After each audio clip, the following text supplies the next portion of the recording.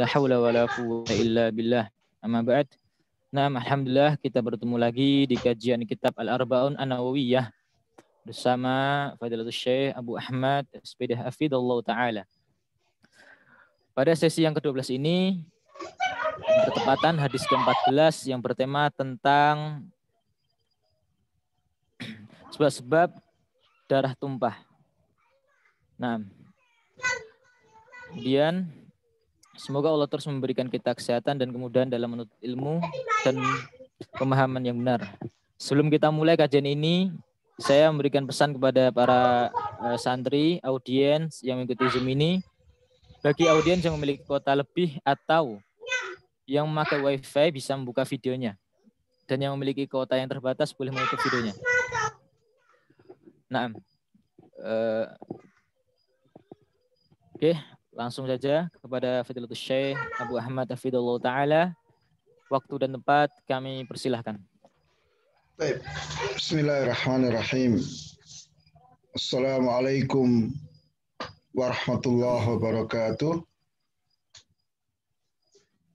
Innal hamdalillah nahmaduhu wa nasta'inuhu wa nastaghfiruh wa na'udzu billahi min shururi anfusina wa sayyiati a'malina.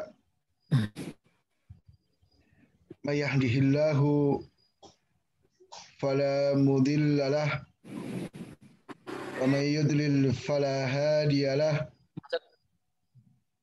Asyhadu an la ilaha illallah wa asyhadu anna Muhammadan abduhu wa rasuluh, amma ba'd.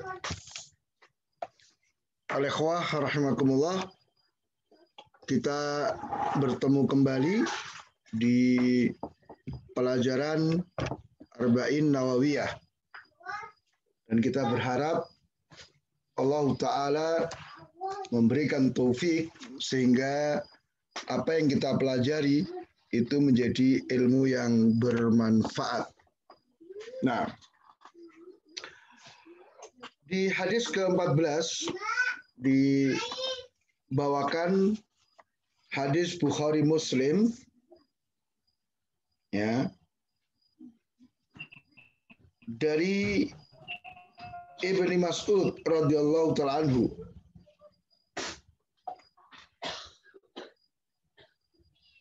Qala Rasulullah sallallahu alaihi wasallam,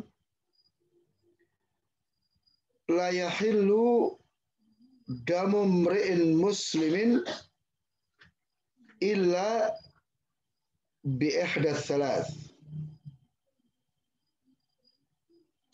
Al-thaybu az-zani, an-nafsi bin-nafsi, wat-tariki lidinihi, al-mufariki lil jama'ati. Dari Ibnu Mas'ud, nama beliau adalah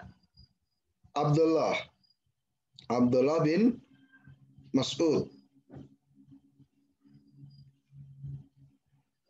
Semoga Allah meridhoinya, beliau mengatakan telah bersabda Rasulullah sallallahu alaihi wasallam, tidak halal darah seorang muslim kecuali dengan salah satu dari 3 perkara. Orang tua yang berzina,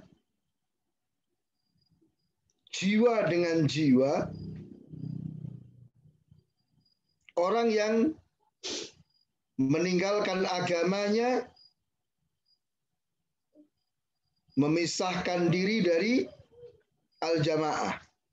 Ya, hadisnya diriwayatkan oleh Bukhari dan Muslim. Nah, di dalam hadis ini Rasulullah Shallallahu Alaihi Wasallam menggunakan metode pengecualian setelah peniadaan. Ya. Jadi Rasul katakan tidak halal. Artinya apa? Tidak diperbolehkan untuk darah seorang muslim itu dialirkan. Maknanya apa? Tidak boleh seorang muslim yang telah mengucapkan kalimat syahadat itu dibunuh. Kecuali dengan salah satu dari 3 perkara. Nah, di dalam ilmu bahasa Arab, ya, ilmu balaghah, metode ini, yaitu apa? Pengecualian setelah peniadaan itu bermakna pembatasan. Ya. Jadi seorang muslim hanya boleh dibunuh dengan 3 kondisi ini. Nah,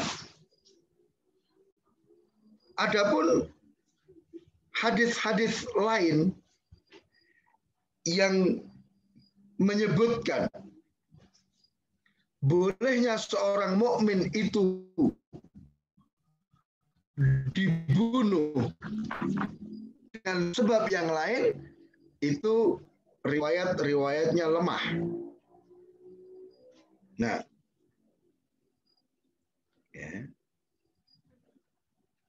Maka di sini Al-Hafidz Ibnu Rajab mengatakan bahwa ya hanya dengan 3 sebab inilah seorang muslim boleh dialirkan darahnya, artinya boleh dibunuh. Adapun sebab-sebab lain itu kalau diteliti kembalinya ke 3 ini. Kembalinya ke salah satu dari 3 perkara ini.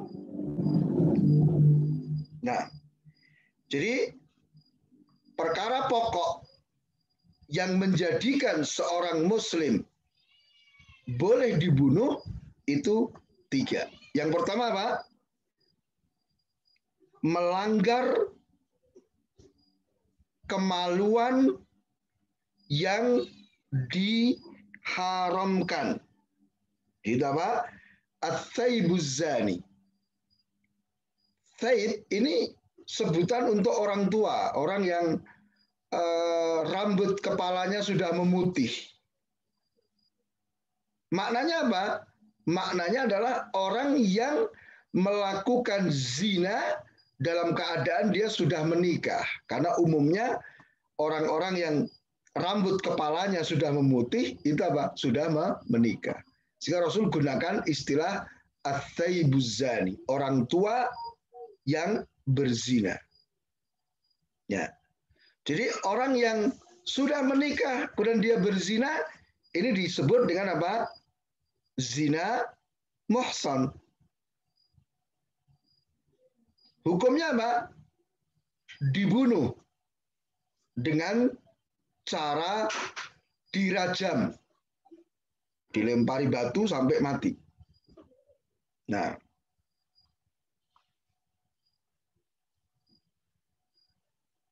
kemudian yang kedua yaitu an-nafsu binafsi, yaitu orang yang menumpahkan darah yang haram. Artinya seseorang membunuh orang lain yang tidak dibunuh. Ya, ini namanya kisos. Si A membunuh si B tanpa alasan yang dibenarkan. Maka si A ini meskipun dia seorang muslim, maka boleh untuk dibunuh sebagai bentuk kisos atas perbuatannya. Yang ketiga, tarkuddin, meninggalkan agama. Mufaraqatul jamaah, memisahkan diri dari al-jamaah. Jadi maksudnya apa? Orang itu murtad. Gitu. Orang itu murtad. Maka dia diberi kesempatan untuk bertobat ya selama 3 hari. Ketika ternyata dia tidak mau kembali kepada Islam, ya dia dibunuh. Nah,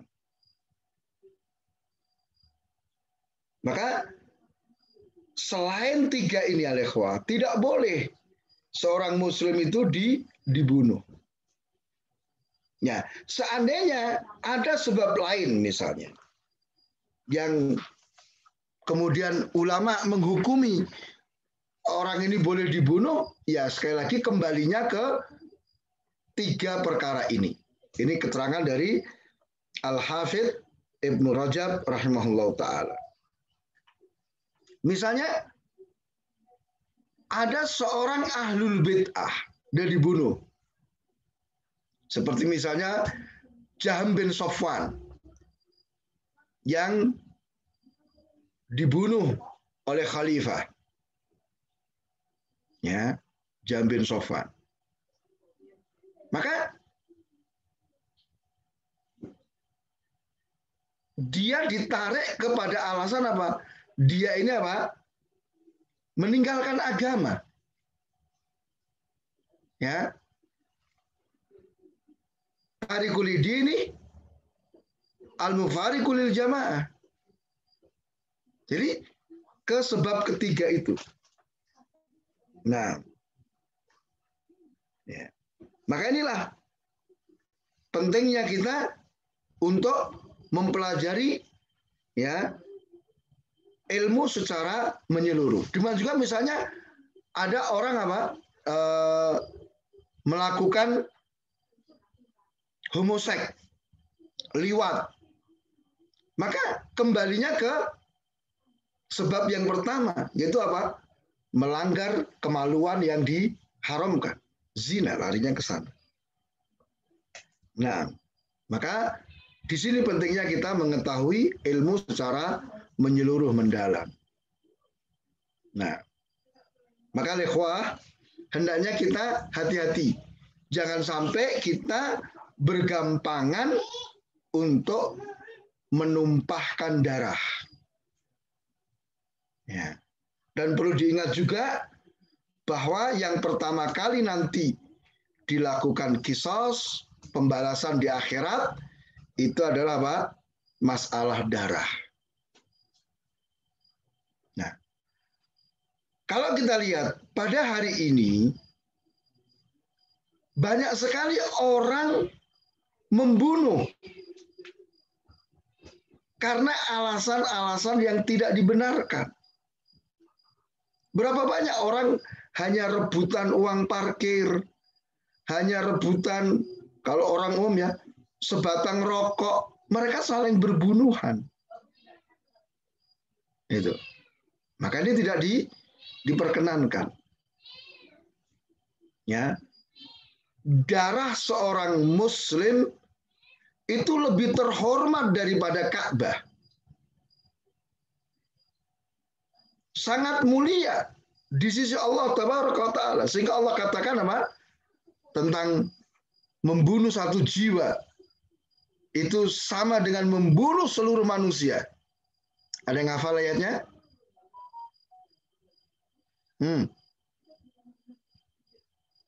Barang siapa membunuh satu jiwa, maka seakan-akan dia membunuh seluruh jiwa.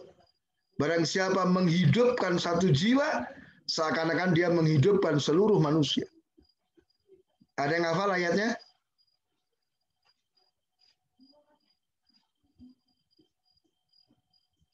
Yalah wahid minkum yakra. Tentang ayat tadi. Yang maknanya seperti itu.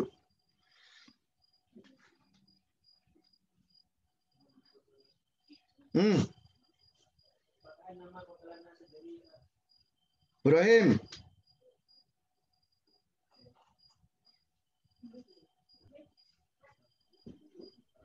Rasi.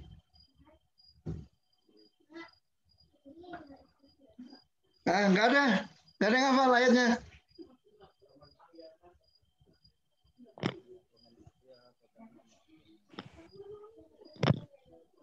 Min ajli dzalika katabna annahu man qatala nafsan bighairi nafsin aw fasadin fil ard faka'annama qatala an-nasa jami'an. Nah, wa man ahyaha faka'annama ahya an-nasa jami'an. Nah, barakallahu fikum. Hadil ayah. Nah, kemudian yang lebih ngeri lagi, muncul pemahaman-pemahaman yang menyimpang. Seakan-akan mereka beralasan dengan agama, ya, dengan alasan jihad, ya, dengan alasan amar ma'ruf nahi munkar. Ada sebagian kelompok kemudian apa? Mengalirkan darah seorang muslim. Nah, ya seperti yang terjadi, yang dilakukan oleh para terorisme itu. Para teroris meledakkan gedung, melakukan bom bunuh diri. Ternyata di dalam gedung itu ada muslim di situ. Nah, mungkin dia menjadi pelayan di restoran itu atau cleaning service di hotel itu. Ya, dengan atas nama jihad mereka membunuh kaum muslimin. Ini hal yang sangat-sangat luar biasa. Terancam dengan ayat tadi. Man qatalan nasa faka'annama qatalan nasa jami'an. Barang siapa membunuh satu jiwa seakan-akan dia membunuh semua manusia. Maka hati-hati. Jangan sampai kita bermudah-mudahan dalam mengalirkan darah. Sekarang ini banyak sekali, bergampangan sekali. Ya, ada ibu membunuh anaknya, ada ayah membunuh anaknya, ada suami membunuh istrinya, atau sebaliknya. Ya, maka hendaknya kita betul-betul menjaga ini. Dan salah satu dari fungsi agama adalah menjaga kehidupan. Ya, supaya tidak sembarangan orang menumpahkan darah. Nah, saking besarnya dosa pembunuhan, maka Ibn Abbas radhiyallahu ta'ala anhuma berpendapat bahwa pembunuh itu tidak dimaafkan. Pembunuh itu tidak diberi taubat. Kenapa? Karena syarat untuk diterimanya taubat ada berapa? Ada yang tahu? Syarat diterimanya taubat. Ya. Dia ikhlas untuk Allah.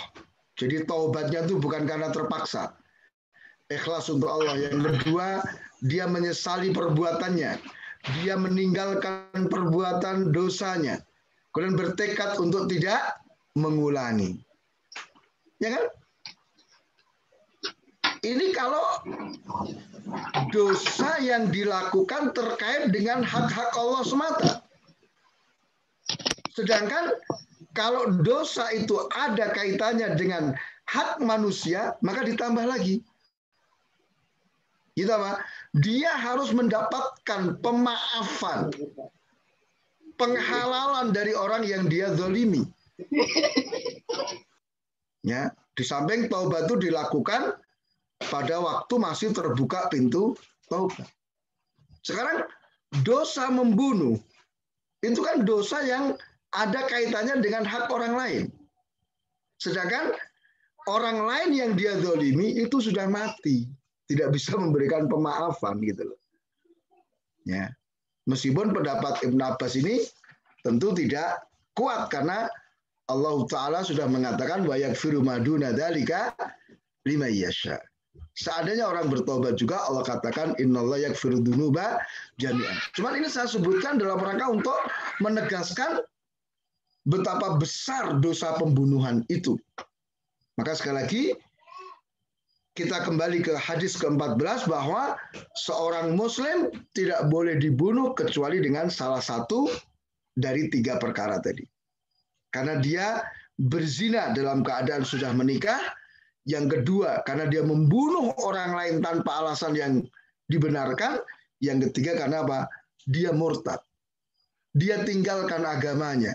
Dia meninggalkan apa? Al-jamaah. Maka misalnya pemberontak itu boleh untuk dibunuh karena dia mufaraqah lil jamaah. Orang melakukan demonstrasi terhadap pemerintah boleh dibunuh. Kenapa? Dia mufaraqah lil jamaah. Cuman al-ikhwah yang harus dipahami, tidak setiap orang yang dibunuh itu mesti kafir. Tidak. Jadi misalnya ada seorang dihukum rajam, itu tidak mesti dia kafir. Dia tetap muslim. Kecuali tadi ya, orang yang murtad tadi, ya murtad tidak mau kembali, maka ketika dibunuh ya dia kafir. Mati di atas kekafiran. Ya, para pemberontak, misalnya orang-orang Khawarij yang diperangi oleh para sahabat, maka tidak ada seorang sahabat yang mengkafirkan mereka, meskipun mereka dibunuh, gitu loh. Jadi harap dibedakan antara hukum ini, bahwa mereka boleh dibunuh, boleh diperangi, tetapi untuk masalah dikafirkan atau tidak itu adalah permasalahan tersendiri. Nah, bisa difahami ya hadis ke-14 ini. Nah,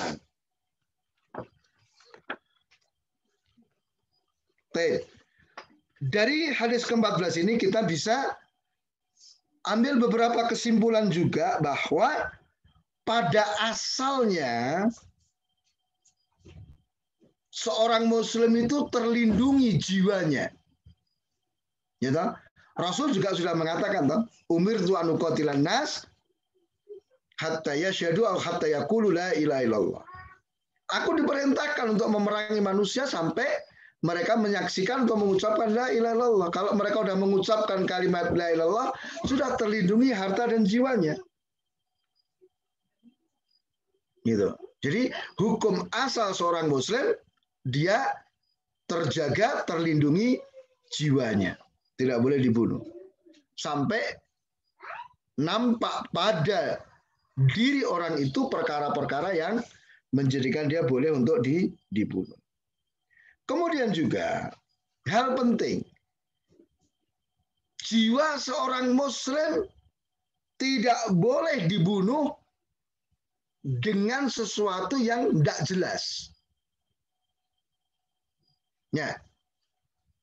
Jadi misalnya kita mau melaksanakan hukuman rajam, itu hati-hati, harus jelas, harus bisa dipastikan bahwa orang ini telah berzina secara muhsan.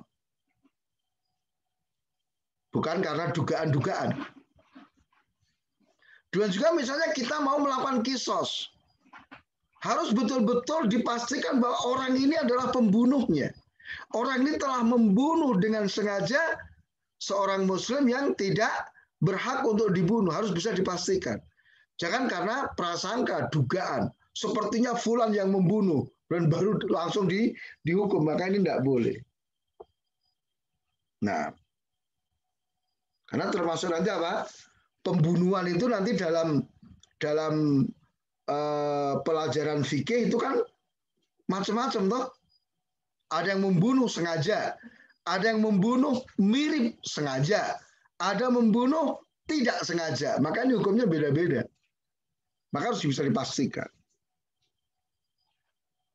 Nah, jadi dalam kehidupan, dalam berinteraksi dengan orang lain, itu dibangun di atas kepastian, bukan di atas prasangka dan dugaan. Nah,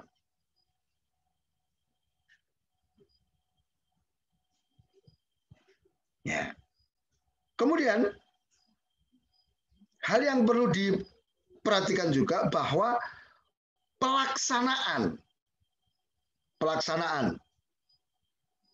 hukuman tadi, misalnya orang yang berzina sudah muhson, kemudian dia harus dibunuh dengan cara dirajam, atau pelaksanaan hukum kisos itu menjadi hak pemerintah. Ya, maka tidak boleh main hakim sendiri. Ya, misalnya kita tahu fulan telah berzina, tidak kemudian serta-merta kita menegakkan hukuman rajam. Tidak boleh, kembalikan kepada pemerintah. Pemerintah nanti akan melaksanakan. Nah, sebab kalau nanti masing-masing melaksanakan, kacau ini kondisinya. Nah, maka sekali lagi hati-hati. Tidak boleh kita berpegang dengan prasangka, tuduhan. Nah, itu harus dihilangkan, harus sampai bisa dipastikan. Nah, ya, maka kita harus waspada ya, hati-hati. Baik. Kita masuk di hadis ke-15 ya. Hadis ke-15. Nah,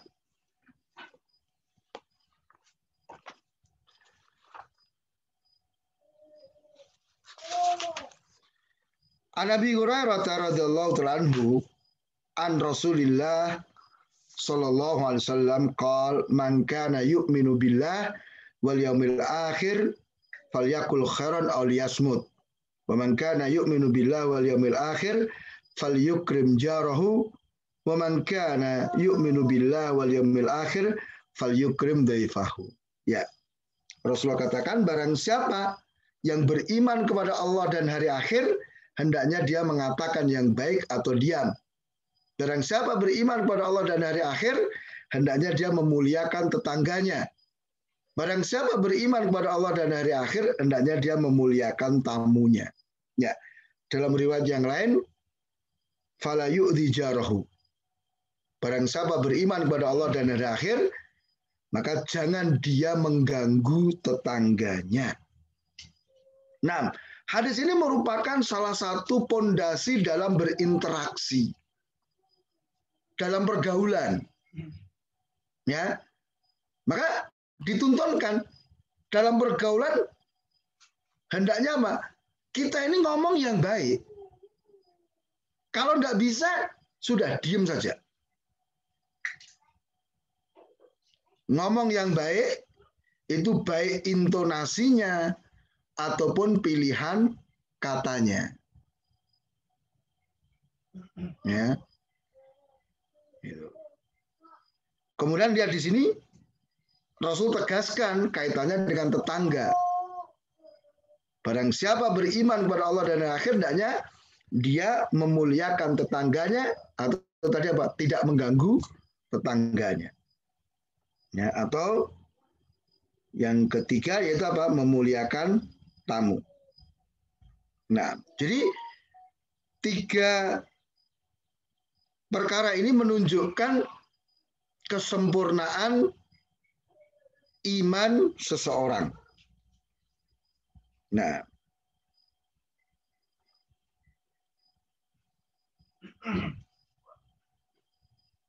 ya, maka di sini lengkap ya. Jadi ada kaitannya dengan Allah. Yang pertama tadi berbicara yang baik atau diam. Meskipun ini juga terkait dengan hak orang lain juga ketika kita ngomong dengan orang lain. Kemudian yang kedua dan ketiga jelas ada kaitannya dengan orang lain, yaitu dengan tetangga atau dengan tamu. Maka hendaknya kita betul-betul memperhatikan mereka, memuliakan mereka, tidak merendahkan mereka, tidak mengganggu mereka. Nah,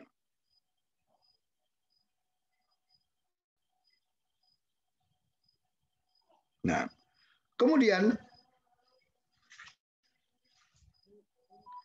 yang perlu juga dipahami, ya tetangga itu siapa? Tetangga itu orang yang dekat dengan rumahnya dekat dengan kita. Ada yang berpendapat bahwa tetangga itu orang yang jaraknya berapa? Sampai 40 rumah. Ke depan, ke belakang, samping kanan, samping kiri. Itu masih tetangga dihitung. Kemudian yang dikatakan tamu itu siapa? Tamu itu adalah orang yang berasal dari luar kampung kita. Ya, itu tamu. Nah, maka kan di dalam hadis-hadis yang lain kan disebutkan bahwa hak tamu itu apa? Dia mendapatkan pelayanan 1 hari 1 malam, loh. Itu hak wajib. Ya, sunnahnya sampai 3 hari. Karena memang dia bukan tetangga, tamu ini bukan tetangga. Itu. Ini yang penting. Kemudian perhatikan al-ikhwah rahimakumullah, perhatikan ya. Di dalam hadis tadi Rasul Shallallahu Alaihi Wasallam ketika memerintahkan atau melarang itu dikaitkan dengan keimanan kepada Allah dan hari akhir. Nah, maka pondasi pendidikan itu dibangun di atas keimanan. Bagaimana kita para guru, bagaimana kita orang tua harus menanamkan keimanan terlebih dahulu kepada anak-anak kita sebelum memerintahkan atau melarang dari sesuatu. Sebab tanpa adanya keimanan dalam jiwa atau hati anak-anak kita, maka apa yang kita perintahkan, apa yang kita larang itu tidak akan mengakar. Maka lihat ya, kita perlu koreksi misalnya, kenapa santri-santri kalau di pondok itu Masya Allah, ibadahnya bagus, akhlaknya bagus. Tapi begitu keluar dari pintu gerbang pondok, sudah nggak ada lagi ciri-ciri sebagai seorang santri. Kenapa? Karena dia hanya takut kepada gurunya. Dia hanya takut kepada pengurus. Dia hanya takut dengan pengawasan manusia. Sehingga seakan-akan ketika di luar gerbang pondok itu, oh sudah merdeka. Gitu. Ini akan beda sekali ketika tertanam pada dirinya keimanan kepada Allah. Bahwa Allah maha melihat, Allah maha mendengar, Allah maha mengetahui semua yang ada pada dirinya. Dia merasa diawasi oleh Allah. Ada sikap muraqabah pada dirinya. Sehingga dimanapun, kapanpun, dalam hal apapun, dia tidak berani untuk bermaksiat, untuk meninggalkan ketaatan. Nanti kita akan baca ya, hadis berikutnya itu apa? Ittaqillaha haitsuma kunta.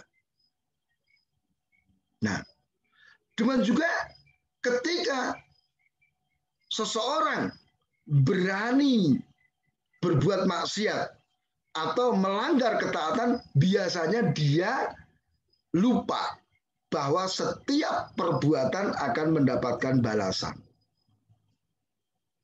Ya, keimanannya kepada hari akhir itu hilang, lemah. Sehingga dia menganggap, nanti nggak ada yang tahu kok, nanti nggak akan dapat balasan kok. Itu. Maka bagaimana kita menanamkan keimanan, khususnya iman kepada Allah, iman kepada hari akhir. Sebagaimana Allah mengajari Rasulnya di awal-awal dakwah di Makkah, menanamkan dua ini. Nah, tanamkan keimanan. Ya, jadi untuk menjadikan anak-anak itu menjadi lebih baik, dasarnya adalah iman. Demikian pula untuk mengobati. Mungkin ada anak-anak yang menyimpang, mungkin perbuatannya melanggar Maka pengobatannya itu diarahkan dengan keimanan. Ingat ya, kamu dilihat oleh Allah. Meskipun Ustadz tidak tahu, Ustadz tidak melihat, tapi Allah Maha melihat. Seperti itu, ditanamkan seperti itu. Ya, kamu berani berbuat, nanti kamu akan mendapatkan balasan loh, di dunia maupun di akhirat ini. Karena ingat ya, biasanya orang itu menyimpang, melakukan pelanggaran ketika jauh dari pandangan, jauh dari pengetahuan manusia. Lihat aja sejarah misalnya, di mana muncul pemberontakan? Di dekat pusat kekuasaan ataukah di daerah yang jauh dari pusat kekuasaan? Ini biasanya yang jauh kan? Karena dia merasa tidak diawasi oleh pemerintah. Maka di sini dibutuhkan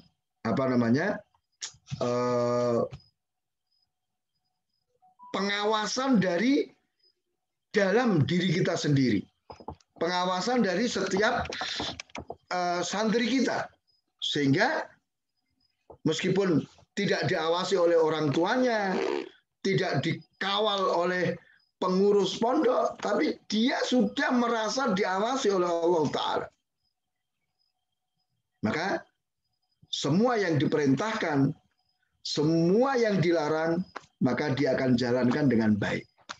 Perintah dia kerjakan, larangan dia akan tinggalkan. Nah, ya, karena dia merasa diawasi oleh Allah Tabaraka wa Ta'ala. Nah, maka tadi lihat, perhatikan hadisnya, man kana yu'minu billah wal yaumil akhir. Barang siapa beriman kepada Allah, barang siapa yakin Allah melihatnya, Allah mendengar, Allah mengetahuinya, wal yaumil akhir, barang siapa yang percaya bahwa setiap amalan, setiap ucapan itu akan mendapatkan balasan nanti di akhirat, silakan dia berbicara yang baik atau diam.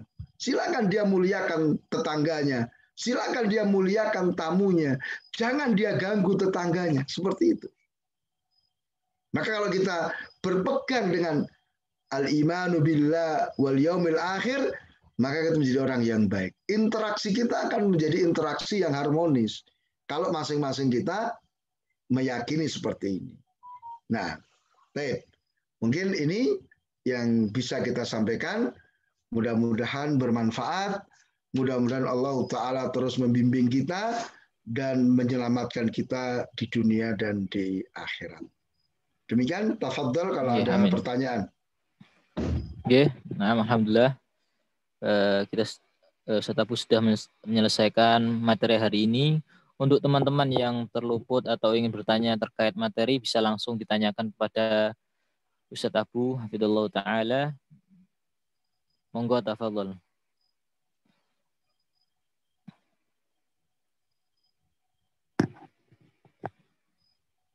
Bisa di chat juga bisa.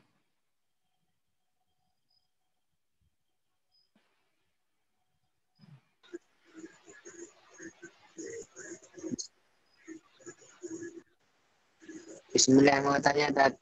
Ya.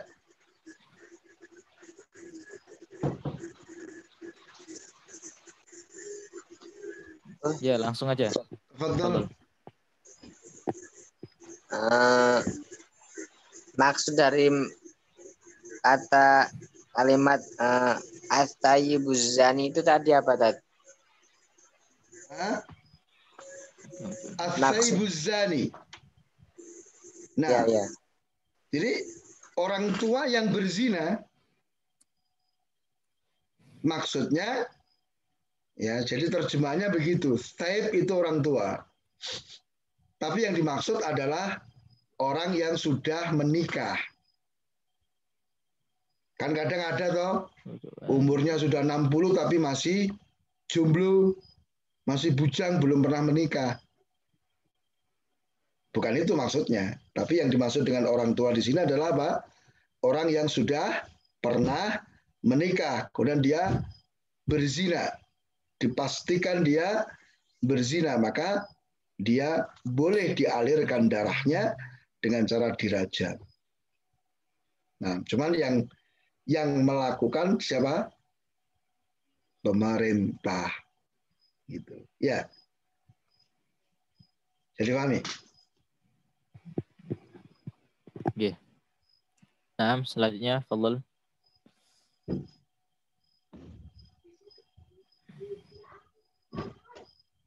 Satu. Ada di chat nggak?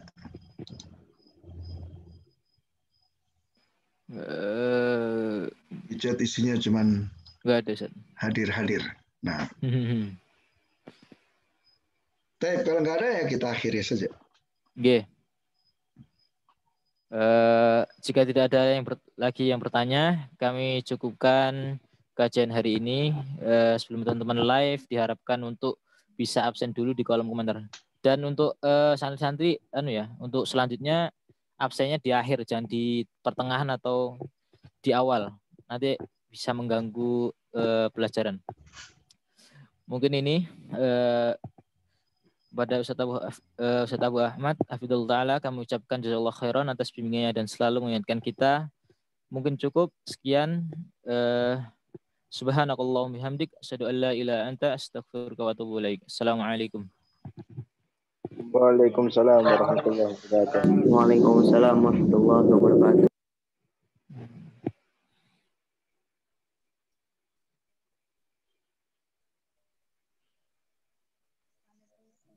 Waalaikumsalam warahmatullahi wabarakatuh.